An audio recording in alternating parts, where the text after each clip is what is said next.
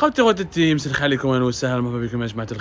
que vous allez bien, j'espère que vous vous portez bien, j'espère que vous passez une bonne journée. Alors, je réagis rapidement parce que beaucoup d'entre vous nous ont posé des questions sur une information qui a fait le buzz depuis 24 heures et qui a suscité à la fois, j'allais dire, l'inquiétude, l'étonnement, et qui a intrigué beaucoup de nos compatriotes, où les gens n'ont pas compris. N'ont pas compris comment un ministre qui vient à peine d'être limogé bénéficie d'une promotion et se retrouve à la présidence de la République.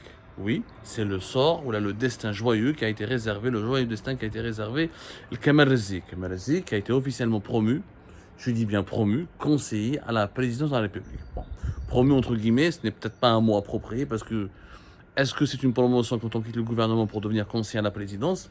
En tout cas, ce n'est pas une voie de garage, ce n'est pas une sanction, ni une punition.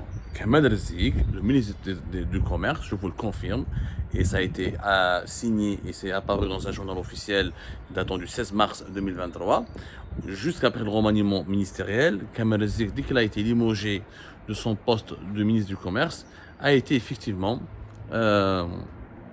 comment dirais-je, nommé conseiller auprès du président de la République au niveau du palais présidentiel d'Al-Mouladir. La mission qui va être confiée à Kamal Rezik n'a pas été précisée, mais c'est officiel. Il va quitter du ministère du Commerce, Kamal Rezik, le fameux Kamal Rezik, au bilan chaotique, au bilan catastrophique, l'homme des pénuries des produits de première nécessité, l'homme qui a provoqué la pénurie des produits de large consommation, l'homme qui est à l'origine du durcissement de la loi contre la spéculation en 2021-2022 et qui a mené des dizaines de commerçants en prison et qui se sont retrouvés condamnés à des peines très sévères, voire jusqu'à la perpétuité pour certains commerçants ou agriculteurs qui ont stocké, selon les autorités algériennes, illégalement, illicitement, des produits agricoles, des produits de large consommation qui met l'huile, les tomates, ou les pommes de terre, ou le sucre, ou le lait.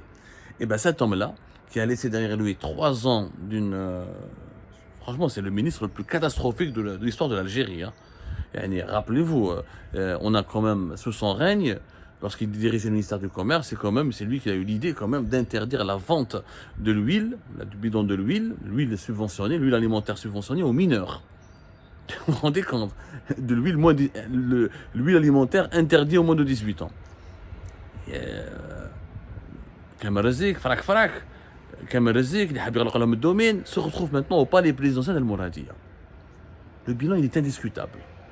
Indiscutable. La politique menée par Kamal Rezik a provoqué l'appauvrissement de la population algérienne, davantage de précarité, davantage de cherté de la vie, et elle a aggravé l'inflation, puisque une pénurie des produits de large consommation qui étaient importés à l'étranger et la matière première, parce que la politique anti-importation du ministère du Commerce, à travers les multiples obstacles dressés et les lois, et il faudra toute une émission pour les étaler, le ministère du Commerce, depuis 2020, 2021 jusqu'à 2022, a établi une série de lois et de mesures, changement des codes du registre de commerce, annulation de certains registres de commerce, interdiction de l'importation de certains produits, imposition de certaines autorisations délivrées par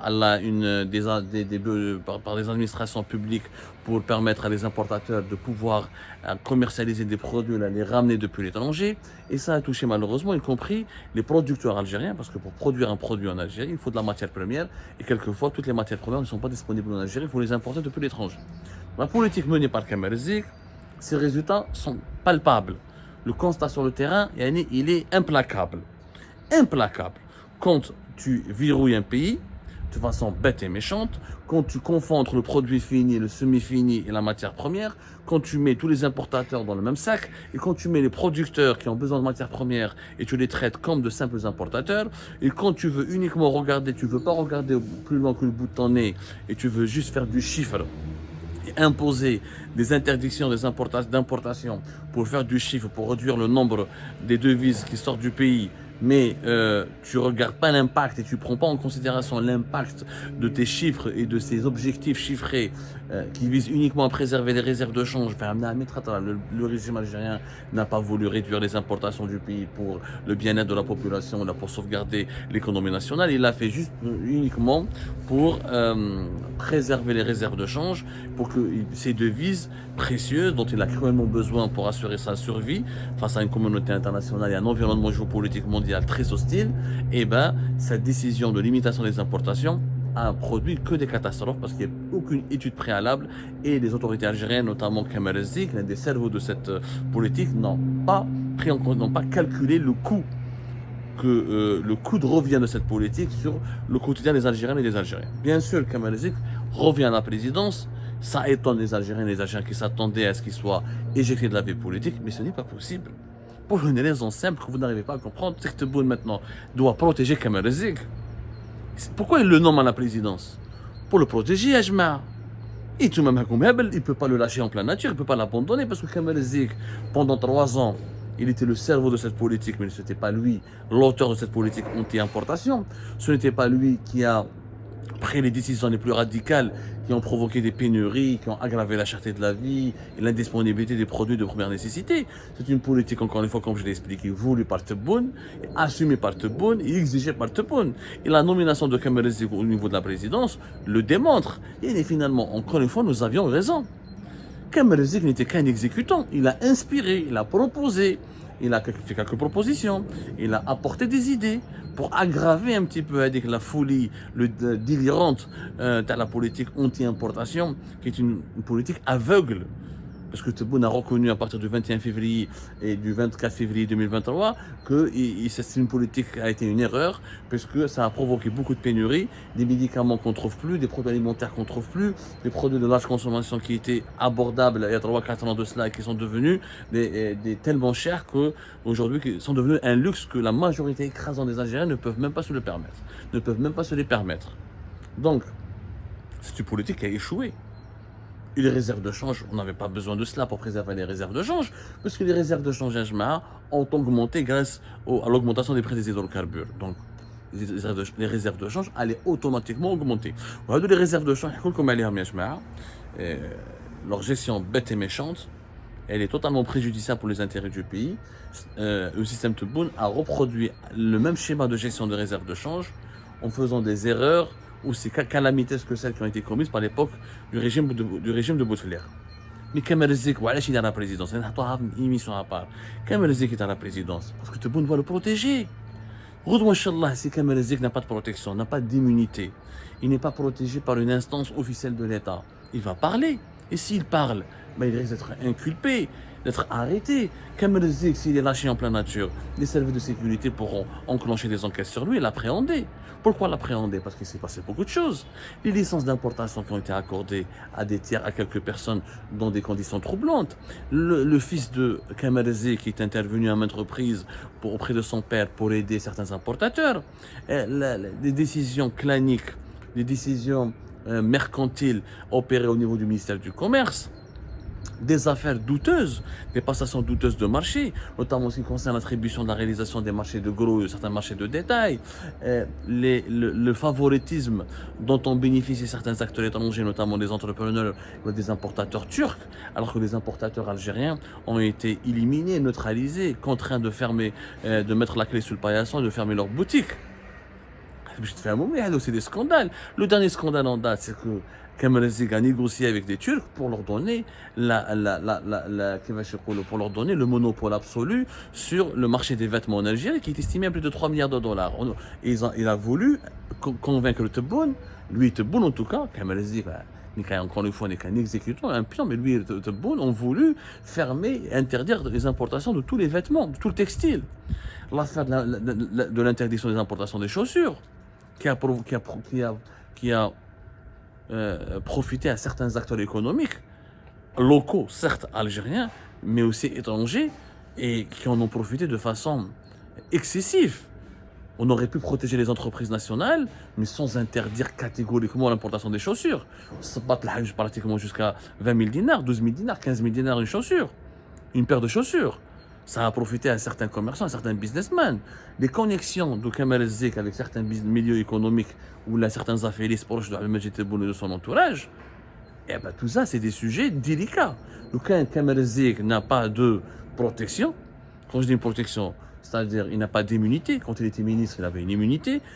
On ne peut pas le placer sénateur parce que ça va être compliqué maintenant de le nommer dans le président de la République. Aurait pu le placer le tiers présidentiel, mais c'est compliqué le Sénat en ce moment.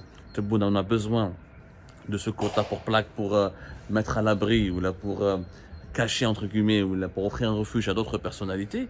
Mais Kamel Zik, pour lui, c'est comme une boîte noire. C'est un Kamel Zik, s'il n'a pas de protection, être conseiller à la présidence, c'est quand même une protection. Ça va effrayer les services de sécurité qui voudront enquêter sur lui. Ça va effrayer les juges qui vont recevoir des plaintes contre lui ou là qui voudront ouvrir son dossier ou là s'intéresser à lui.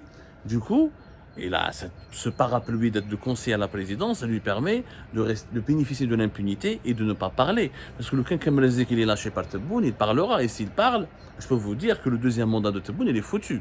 Il y a 2 ou 3 secteurs et 2 ou 3 qui regroupent plusieurs dossiers scandaleux qui pourront provoquer la chute de Tebboune. Comme Kamel Beljoud, l'ex-ministre de l'Intérieur et sa gestion du secteur de l'Intérieur. Comme le secteur de l'habitat avec l'actuel Tariq Belalibi, l'actuel ministre, qui est l'un des hommes clés du système Tebboune. Comme Kamel Zik, avec le secteur du commerce. Et j'ai rajouté un 4e secteur sur lequel nous avons parlé tout à l'heure, avec le PDG de Sonatrach, Toufiq Hakkar, qui a fait des manœuvres scandaleuses et qui est impliqué dans des scandales de mauvaise gestion, de délapidation de devises et de l'argent public du pays, notamment la Compagnie nationale des hydrocarbures, des scandales qui ont été étayés, révélés, expliqués à maintes reprises par Algérie partent. Le cas de ces 4 personnes tombent entre les mains des services de sécurité, entre les mains des juges. Comme les Tebboune, son système s'effondre. Et si l'opinion publique accède à tous les contenus de ces dossiers, donc les Tebboune peut dire bye-bye à son deuxième mandat. Il était obligé de protéger Kamel Zik. Et vous allez voir que Beljoud, il va le protéger. Beljoud, contre lequel il s'est énervé, qu'il a limogé du gouvernement lui aussi, après l'avoir dégradé du ministère de l'Intérieur au ministère des Transports en septembre 2022, vous allez voir que Beljoud va être récupéré ou au niveau de la présidence, ou là au niveau du Sénat, ou là on lui confie une mission précise. Tebboune se doit de protéger certains hommes qui ont merdé, entre guillemets, ou qui ont été impliqués dans des dossiers où la prise de décision n'était pas, n'obéissait pas ou ne respectait pas la réglementation algérienne, ou là ne défendait pas l'intérêt général, et plutôt ça servait des prises d'intérêts illégaux, ou là ça servait des abus de fonction, ou là ça servait des intérêts occultes pour un enrichissement illicite. Des complices ou là de certaines personnalités ou là certains cercles qui sont très précieux, dont le soutien est très précieux pour Abdelmajid Tebboune et son clan. C'est pour cette raison qu'il a mis à la présidence. Où vous allez voir que Kamel Zik, Tebboune ne le lâchera pas jusqu'à ce qu'il assure son deuxième mandat. C'est une façon pour lui de se protéger contre les balles et les attaques et les assauts de ses adversaires qui l'attendent de pied ferme et au tournant en 2024. Voilà la véritable raison pour laquelle Kamel Zik a été propulsé à la présidence de la République en dépit de son bilan catastrophique et chaotique à la tête du ministère du Commerce. C'est comme ça que tout à l'heure pour d'autres éclairages et d'autres révélations.